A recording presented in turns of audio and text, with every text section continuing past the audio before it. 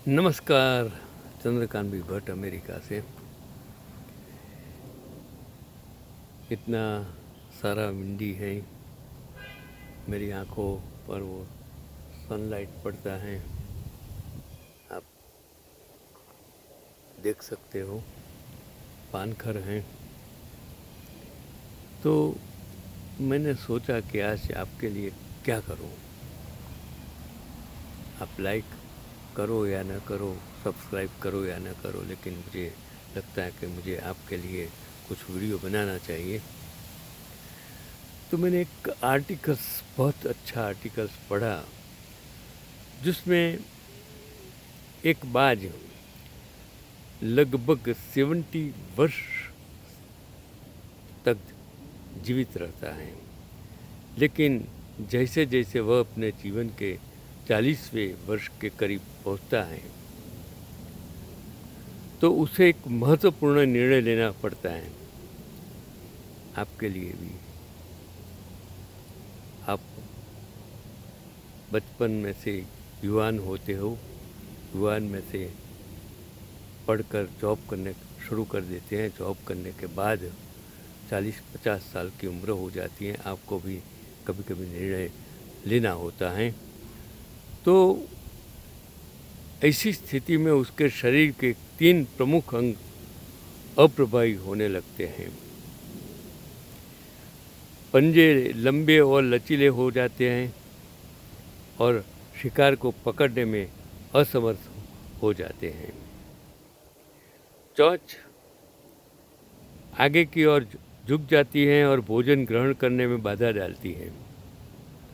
हमारे शरीर में भी ऐसा होता है, पाँव काम नहीं करते, हाथ काम, आँखें, सब कुछ काम धीरे धीरे कम कर देता है। तो आपको भी सोचने की ज़रूरत है। और तीसरी बात है कि पंख भारी हो जाते हैं, शरीर से चिपक जाते हैं और पूरी तरह खुलने में असमर्थ हो जाते हैं, जिससे उड़ान सीमित हो जाती है। खाना ढूंढना, खाना पकड़ना और खाना खाना, तीनों प्रक्रियाएं अपनी प्रभावशीलता खोने लगती हैं, क्योंकि तीनों ज़रूरी होता है कि खाना ढूंढना भी ज़रूरी है, पकड़ना भी ज़रूरी है और खाना भी। और तीनों के लिए उसके शरीर के अंग महत्वपूर्ण हैं, क्योंकि हर अंग अलग अलग काम करता है। तो जो उसकी खाना पीने का जो तीनों प्रक्रियाएं अपने प्रभावशीलता खोने लगती हैं, तब उसके पास केवल 3 विकल्प बचते हैं। या तो अपने शरीर को त्याग दे, या अपनी गतिविधि छोड़ दे और गिद्ध की तरह त्याग किए गए भोजन पर निर्भर रहे, या खुद को आकाश के निर्व्याज शासन के रूप में फिर से स्थापित करें। जहाँ पहले 2 विकल्प आसान और त्वरित हैं, वही तीसरा बेहद दर्दनाक और लंबा है। बाज दर्द चुनता है और खुद को पुनः स्थापित करता है। यह एक ऊंचे पहाड़ पर चला जाता है, एकांत में अपना घोंसला बनाता है और फिर पूरी प्रक्रिया दोबारा शुरू करता है। सबसे पहले वह पत्थर पर अपनी चांच मारता है और उसे तोड़ देता है। क्या आप कर सकते हो? नहीं कर सकते हो। अपनी चांच उसको तोड़ देता है। और एक पक्षीराज के लिए उसकी चांच टूटने से ज़्यादा दर्दनाक कुछ भी नहीं है। फिर वह चोंच के वापस बढ़ने का इंतज़ार करता है। फिर वह उसी तरह अपने पंजे तोड़ देता है और फिर से पंजे बड़े होने का इंतज़ार करता है। नई चोंच और नए पंजे आने के बाद यह अपने भारी पंखों को एक एक करके गिरा देता है और नए पंखों को दोबारा उगने का इंतज़ार करता है। देखिए, अगर जीना है तो कुछ दर्द भी सहन करना पड़ता है। वो दर्द सहन करना पसंद करता है और फिर से वो दर्द में किस तरह अपने पंख, अपने चांच वो तोड़कर किस तरह आगे बढ़ता है कि 150 दिनों की पीड़ा और प्रतीक्षा, और फिर उसे मिलती है वही गौरवशाली और ऊंची उड़ान, पहले जैसी नहीं, इस पुनर्स्थापन के बाद वह ऊर्जा, सम्मान और प्रतिष्ठा के साथ अगले 30 वर्षों तक जीवित रहता है। After 70 he is doing this, after 50 he is doing this job. तो ये प्रकृति हमें सिखाने के लिए यहाँ है कि पंजे पकड़ने का प्रतीक है, चोंच गतिविधि का प्रतिनिधित्व करते हैं और पंख कल्पना की प्रतिनिधित्व करते हैं। परिस्थितियों पर नियंत्रण बनाए रखने की चाहत, अपने अस्तित्व की गरिमा को बचाए रखने की सक्रियता, जीवन में कुछ नया करने की कल्पना। 40 वर्ष के हो जाते हैं तो इच्छा, सक्रियता और कल्पना तीनों कम होने लगती हैं और हमारी व्यक्तित्व की ही कमज़ोर होने लगता है। जीवन बीच में ही समाप्त होना नज़र आता है। उत्साह, आकांक्षा, ऊर्जा नीचे की ओर चली जाती है और हमारे पास विकल्प भी है, कुछ आसान और त्वरित, कुछ कष्टदायक। हमें भी बाज के पंजे की तरह अपने जीवन की शक्ति और ढिलाई को त्याग कर मानसिक नियंत्रण पैदा करना होगा। आलस्य पैदा करने वाली कुटिल मानसिकता को त्याग कर ऊर्जावान सक्रियता दिखानी होगी। बाज की चोंच की तरह उन विचारों को छोड़कर जो हमें अतीत से बांधते हैं, नई कल्पनाओं और विचारों को बाज के पंखों की तरह उड़ान भरनी होगी। उन विचारों को छोड़कर जो हमें अतीत से बांधते हैं, नई कल्पनाओं और विचारों को बाज के पंखों की तरह उड़ान भरनी होगी। अगर महीने या साल नहीं तो कम से कम 1 महीना खुद को फिर से स्थापित करने में लगवाना चाहिए।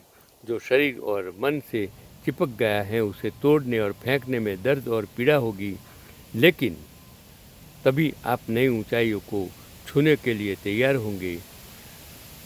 अब उड़ान होगी ऊंची, अनुभवी, अंतहीन, जीत तक लड़ाई जारी रहेगी। मेरे जीवन की भी यही परिस्थिति है। हर इंसान छोटे से बड़े होता है तब तक कितनी परिस्थितियों का मुकाबला उसे करना पड़ता है, और इन परिस्थितियों में मुकाबले करते करते अगर आप थक जाएंगे, आप दर्द सहन नहीं कर पाएंगे, तो आप कभी भी जीत नहीं पाएंगे। गरीब होना वो जन्मजात नहीं है।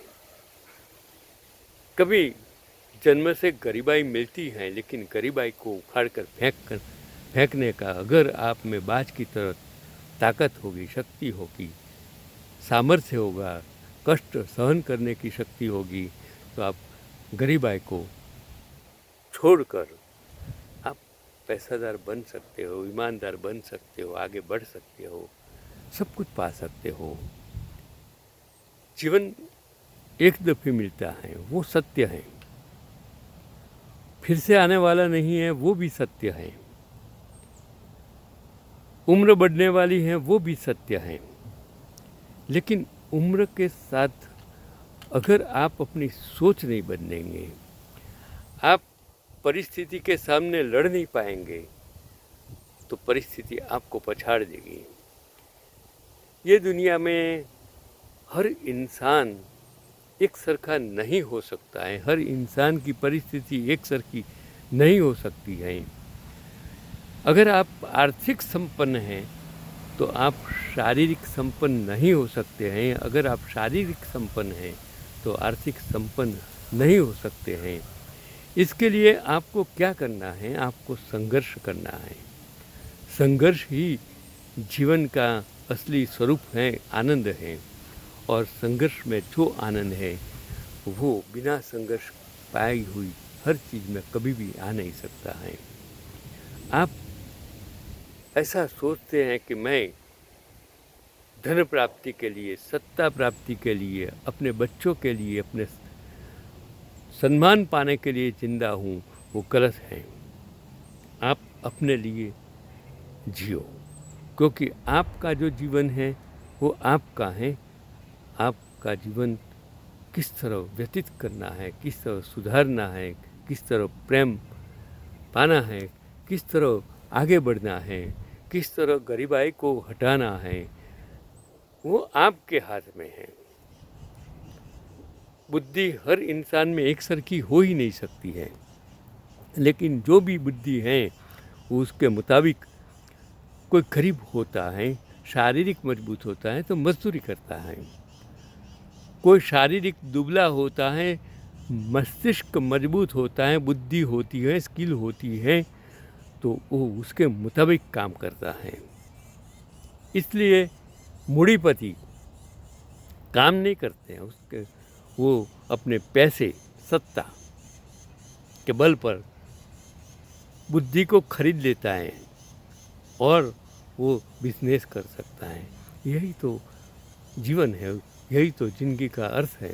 अगर जीना है तो जिस परिस्थिति में जो मिला है उसको आपको एंजॉय करना होगा। अगर आप एंजॉय नहीं कर पाएंगे तो आपकी ज़िंदगी का कोई मतलब ही नहीं है। अगर आप परिस्थिति के सामने लड़ नहीं पाएंगे तो आपकी ज़िंदगी का कोई मतलब ही नहीं। बाज से सीखिए, बाज बनकर जिए, क्योंकि बाज जो शिकार पर जीने वाला इंसान है, इसी तरह आपको भी दुनिया के हर इंसान पर जीना पड़ता है, उसके साथ जीना पड़ता है, उसके साथ और सहकार के साथ जीना पड़ता है।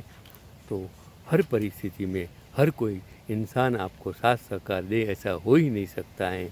तो जो हो सके, जितना भी हो सके, जितना भी प्राप्त हुआ है उसमें आप आनंद से जी सकते हैं। यही आज का पैगाम है। चंद्रकांत भट्ट, अमेरिका से।